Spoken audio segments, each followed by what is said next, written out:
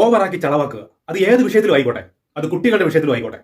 സ്കൂളിലെ അധ്യാപകർക്ക് കുട്ടികളെ ഒന്ന് ഉപദേശിക്കാൻ പറ്റുന്നില്ല, വഴക്ക് പറയാൻ പറ്റുന്നില്ല, തല്ലാൻ പറ്റുന്നില്ല, ഒരു മുന്നറിയിപ്പ് കൊടുക്കാൻ പറ്റുന്നില്ല.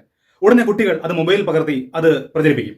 അതിനെ ഏറ്റുപിടിച്ചുകൊണ്ട് അതിന്റെ സത്യാവസ്ഥ മനസ്സിലാക്കാതെ മാധ്യമങ്ങൾ തെറ്റായ വാർത്തകൾ പ്രചരിപ്പിക്കുന്നു.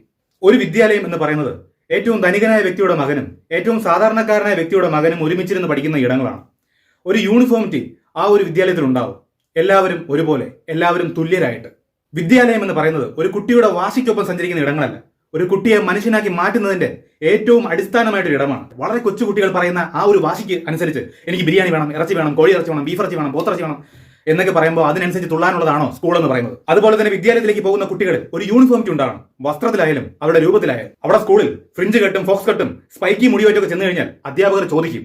അവർ ചെറിയ ശിക്ഷകൾ കൊടുക്കും. ക്വാളിറ്റിയുള്ള അധ്യാപകരെ പേടിപ്പിച്ച് അവരെ ഭയപ്പെടുത്തി അവരെ സമൂഹത്തിൽ നിന്ന് മാറ്റി നിർത്തുന്ന ഒരു ഏർപ്പാടാണ് ഇന്നത്തെ മാധ്യമങ്ങൾ ചെയ്യുന്നത്. അത് തിരുത്തണം.